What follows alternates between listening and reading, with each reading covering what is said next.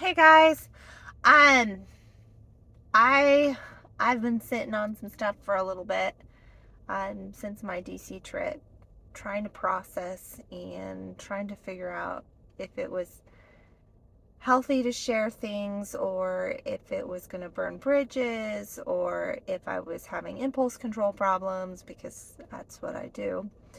Um, but I've been sitting on this for uh, almost 2 weeks now. So I figured I processed it and I have an appropriate way to share my experience. Um, as you know, I've been fighting market corruption for about 2 years, particularly in regards to counterfeit shares. I mean, there's still things like spoofing and, other means for market manipulation, um, but mostly I've been focusing on counterfeit shares and predatory shorting with those counterfeit shares. And on December, when we had the U3 halt that halted MMTLP, it was gas and oil assets that were set aside in a placeholder that were never meant to be traded, but hedge funds are doing some very crafty and malicious things to try and destroy companies and to try and avoid their liabilities. And MMTLP is a prime example. It was halted, and that basically was protecting hedge funds and harming retail investors. And so there were 65,000 retail investors that were harmed. And so I went to DC because we tried to reach out to the SEC, we tried to reach out to FINRA. I We all were trying to reach out to our local politicians, right, on the state level, on the federal level, the House and the Senate. For me, like Marco Rubio's office, I thought they understood, and then went through the casework process, and they told me to go to the Florida bar to help me with issues regarding failures of the SEC to regulate the markets. Um, I mean, it's been tough. It's been tough. So I realized that I wasn't going to get anything done, from calling or from visiting. I actually have visited in person too. But I knew that I had to be in DC because I wasn't able to talk to my representatives, and I felt like I wasn't being taken seriously. I was by the Florida Department of Regulations. They actually started an investigation, so that's pretty cool too. And the FBI had been working on some things also. So that was cool too, but as far as the political realm, it wasn't really going much of anywhere. Despite the community, I mean, this retail community, we created this grassroots movement, and they were calling and emailing and writing letters and all these things that we're told to do to get attention of the people who are supposed to protect us. And so we were engaged in that, but we knew that lobbyists get stuff done, but that's because they're in DC and they build these relationships and they have funding, and we just didn't. And so we knew that there was going to be a hearing with Gary Gensler on it was the Tuesday before last Tuesday, and I was only able to be there for the Monday, and I thank goodness was there all week. But something happened. I had an experience and I haven't been able to bounce back from it. It's been really difficult for me. Like really difficult for me, and it's just kind of been eating away at my soul, and I just have wanted to express my feelings publicly, but at the same time I was so afraid that I might create a barrier to work moving forward, and I don't think that's the case. I think that if I come with honesty and heartfelt just authenticity, that hopefully it's perceived the way it is, and not malicious and not attacking politicians. Although I'm frustrated for sure, because what ended up happening was, you know, so I went to DC, and I had to drop my bags off at Anna's hotel because I was staying with a friend the night before, and then I was going to leave for the airport that evening straight from my work at the Capitol, at the office buildings. And so I dropped my stuff off, and I'm walking to the House office buildings, and I had to cut across, basically, you cut across the Capitol. And I've been very reflective. You know, my family, I'm an Army brat. So my dad was career Army. You know, he's Desert Storm. He's Green Beret. My husband's active duty Air Force. He's deployed 7 times. My son recently got out of the Army. He's a disabled veteran now. He had some very traumatic experiences, and he's broken in multiple ways now. But I say that because I want you to understand my dedication to my country and my patriotism, because that has sustained me through my entire life. I am very patriotic. I love my country so deeply, very deeply. Not necessarily for the things that I'm seeing, but because of what I know we have the ability to be. I mean, there's still some good things, but just there's some bad things, there's some good things, there's some things that need work, but I think that the bones are still good. And so I'm walking across from the Capitol. I can see the Capitol on the left, and then I can see on the right, I can see the Washington Memorial, and then beyond that, I can see the Lincoln Memorial. And it's just really an impactful experience to be there at your nation's capital, and to be there to try and fight for the betterment of your country. And I felt it was very important for me to share our story, not just of MMTLP and MMAT, but just corruption within the market, and try and get politicians to understand that the current infrastructure, the PFOF, the dark pools, it allows for the manipulation of the market to, to make money off of destroying companies. And it brings a fragility to the market, and in doing so, to the economy and to national security, which compromises my family in so many ways.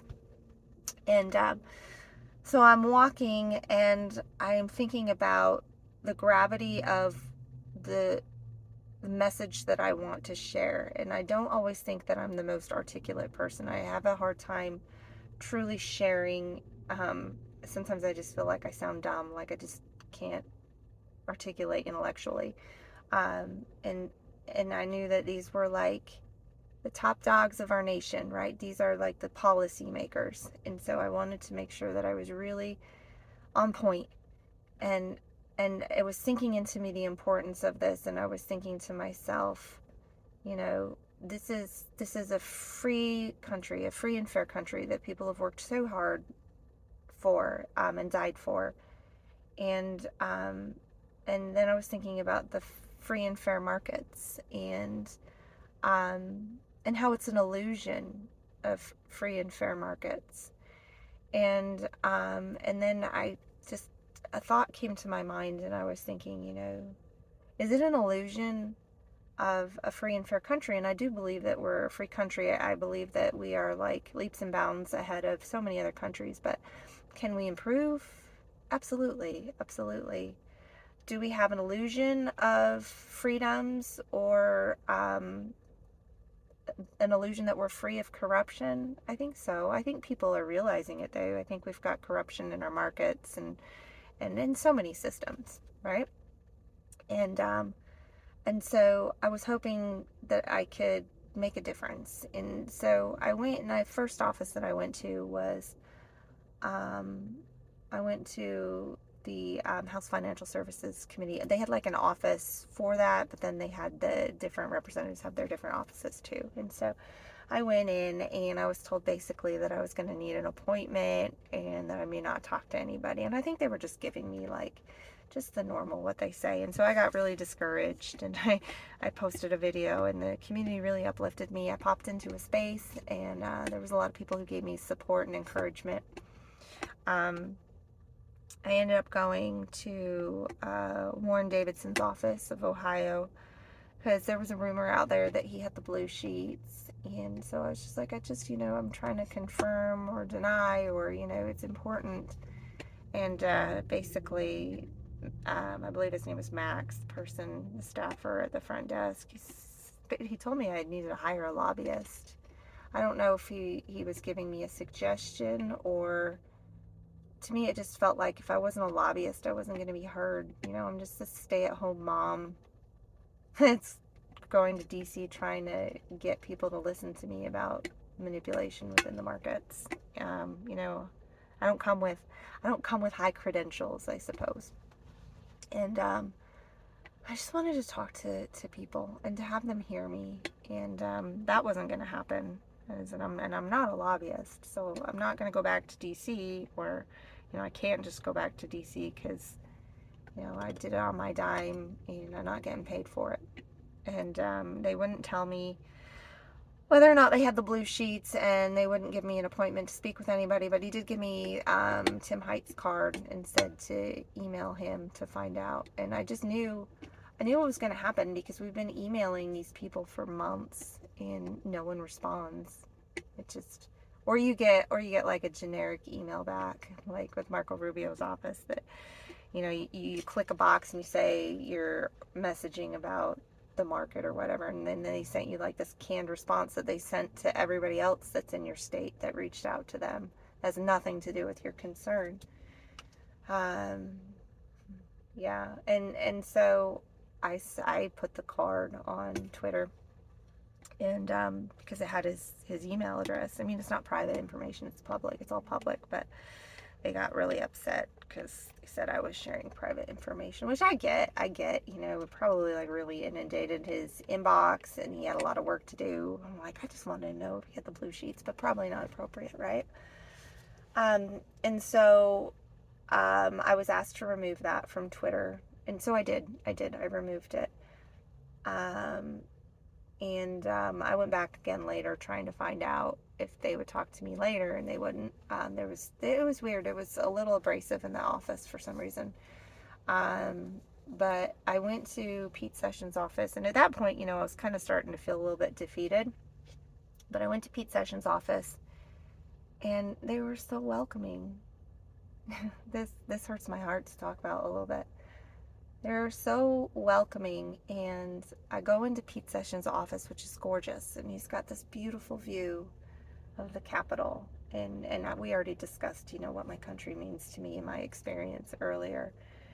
And I was like, oh my gosh, I've made it, and someone's gonna listen to me. I get to talk to an actual representative, and they're gonna hear me, and they're gonna hear us, they're gonna hear our story. And I was kind of shaking a little bit, because it was so important to me that I convey our experience and what we have experienced. It's been so wrong, and the fraud that we've been victimized by. And they wanted to do a picture, which was cool, because he's got this window with this cool view.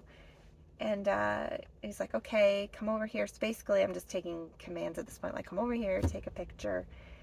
And then I thought we were going to sit down and talk, and then he was just helping me with the QR code to get the picture. But then they kind of ushered me off to Tucker, and I was kind of like, it was kind of, I don't know, I don't know if starstruck. It was just like speechless, maybe, I don't know, just really super nervous. And then I realized, okay, he's not going to talk to me, but he's going to let me talk to Tucker. So I go over and sit down with Tucker, and we talked. I mean, we talked for like 45 minutes. It gave me a good amount of time. But it was really sad.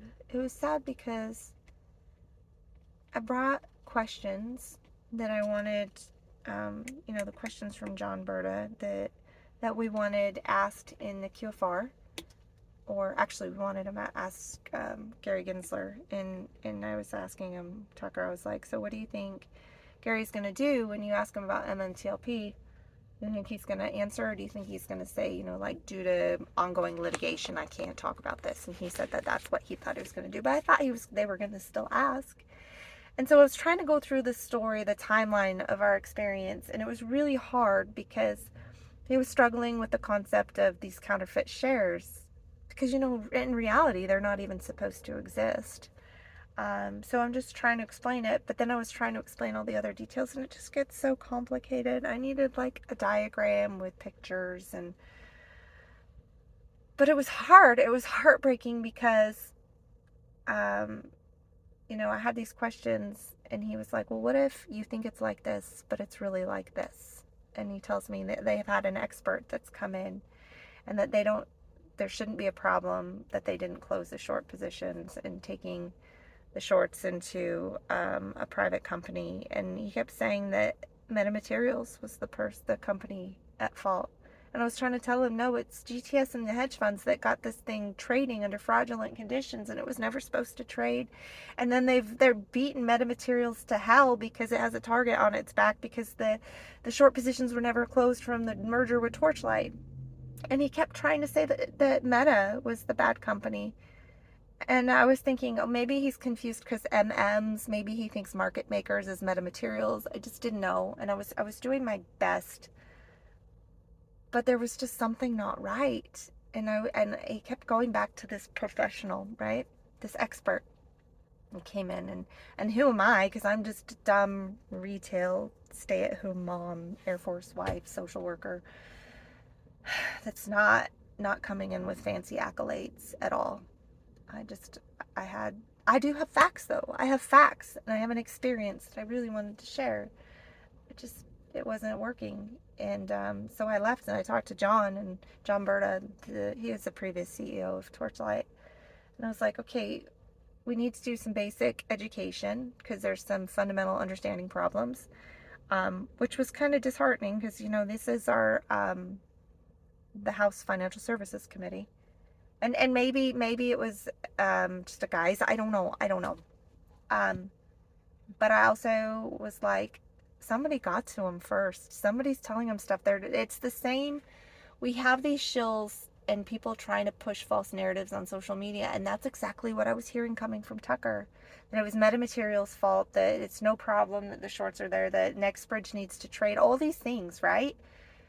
And so I'm like, we need to find out who this expert is. And to the community's credit, I mean, you guys found out really quick. And Liz, props to you.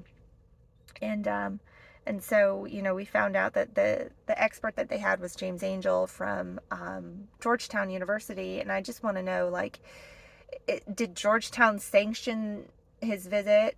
I guess there was 57 slides. For 18 members, both of the House and the Senate. And I want to know if they sanction the visit, if they agree with everything that James Angel said, and trying to get NextBridge to trade. Do they understand that this guy is going and talking but not disclosing his conflicts of interest? I mean, we're talking about FINRA fraud, right? And FINRA, and we know that FINRA and the SEC were colluding with one another based on the FOIA requests that showed the emails that they knew that this was fraudulent, that, they say it's a settlement issue, but then why did you approve the S1? There's like all these things, but I felt like once you start digging into who James Angel is, he's like the FINRA cleanup crew, but he also had this relationship with GTS, who is the market maker, the hedge fund that was heavily shorting Torch. Was it to try and steal the assets, or was it just trying to make money? I don't know. I mean, that's what they do. They bankrupt companies to make money.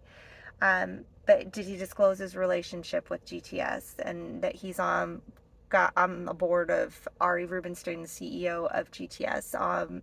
He has a nonprofit that James Angel sits on. Did they know that he's got the patent for dark pools and PFOF, payment for order flow? That's the mechanism in which our economy, not our economy, but our markets are being compromised. Well, so I guess it compromises the economy too, because you're diluting the price of a company, right? Because you're creating these counterfeit shares to bankrupt them, and it's so un-American. It's so un-American, but I don't think he disclosed that, and I really feel like Georgetown needs to evaluate if he's coming in and he's using their logo and everything. Is he representing them? I would like to know that. But it was kind of difficult too, because then, Anna was having a hard time getting into Warren Davidson's office, and I thought it was because of my posting the card and my interactions. And so I called and I was like, hey, I'm sorry. I hope that's not the reason. And that was that Max guy again. He was basically like, well, we just can't meet with her because we have to meet with constituents. And so I was like, well, what if we got like 5 constituents on the phone Because I'm kind of like, I don't give up. And so he's like, okay, fine. So he goes and I wait a while, but he gets Tim Height on the phone. And he tells me that they don't want to duplicate efforts, that there's already somebody, there's people on the committee that are looking into it, and it's not in their bandwidth. And which I appreciated, because I don't want to keep putting my efforts into a politician who has no interest in helping. And so, but I did ask, I said, with this briefing with James Angel, did he disclose his conflicts of interest? And he said that no, it was a very informal briefing, which we know it wasn't, but he wasn't there, and so he couldn't say. He said he probably didn't because it was informal. And so then I asked, oh, did you get the letter? Because there was huge conflicts of interest with this guy. And he's like, oh, the letter you sent? I was like, no, not mine, because Anna would dropped off a bunch of letters after we figured out who James Angel was, to try and tell people, who this guy is, what he's about. And that way, at least maybe, because John Berta and Wes Christian have been trying to talk to this committee and meet with them and give them a presentation, and they've been denied this, right? And so I was like, can we bring them in so that they can give an opposite or to give a balanced view, right? And he was like, no, I don't think we need to. You guys have shared everything. But then I started going through the conflicts of interest with James Angel, the patents, the relationship with FINRA, the relationship with GTS.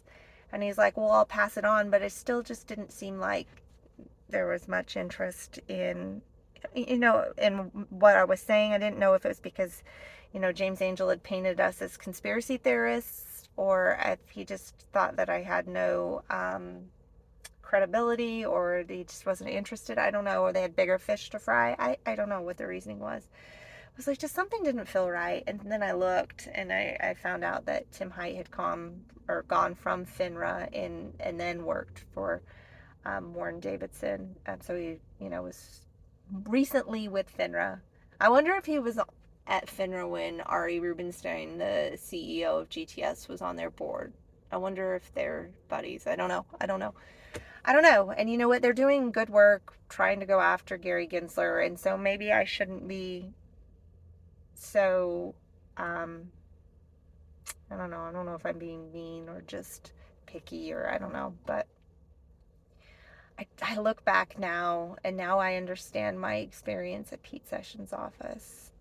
And I thought, okay, this is a picture that's going to be like the start of a relationship, a collaboration, where they're going to help us fight this market manipulation. But now I sit and I think it was to placate the community. It was like a PR stunt. And it makes me sick. And I feel like I fell for it, and I feel like I was taken advantage of, because they brought me in, but they had just had that presentation with James Angel that basically painted us as all conspiracy theorists or misunderstanding, and all the things that FINRA and the SEC and these hedge funds wanted our representatives to believe, because if they believe that, then they're not going to help us.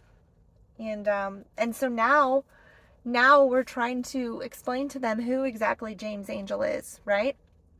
And I hope they hear us. And I hope they work for us. And I hope, me expressing my sadness and concern about my experience doesn't burn a bridge so that they don't want to help. I just feel like it needs to be said. I feel like as a constituent, I'm not being heard, because I can't even get my representatives to call me on the phone. I haven't talked to Matt Gaetz. I haven't talked to Marco Rubio, although I've been calling in. And then when I do talk to somebody, and I feel like maybe they're going to hear me, it's for a picture. And that's not, I'm not their constituent, but just as a citizen, I just feel terrible that it seems like in order to be heard, you have to hire a lobbyist. That the policy is in place for, somebody to get a hold of their representative on a local level and then have it go up the chain. There's something that's broken. And I don't know if it's broken because of inefficiencies or if it's broken because of corruption. I don't know. I just really hope they'll help us. And I know we're going through, the court system and some other routes, but I just think back to that time, that moment in time where I was walking past the Capitol, and I thought to myself, is it an illusion of a free and fair country? And for me, this experience, it's very profound.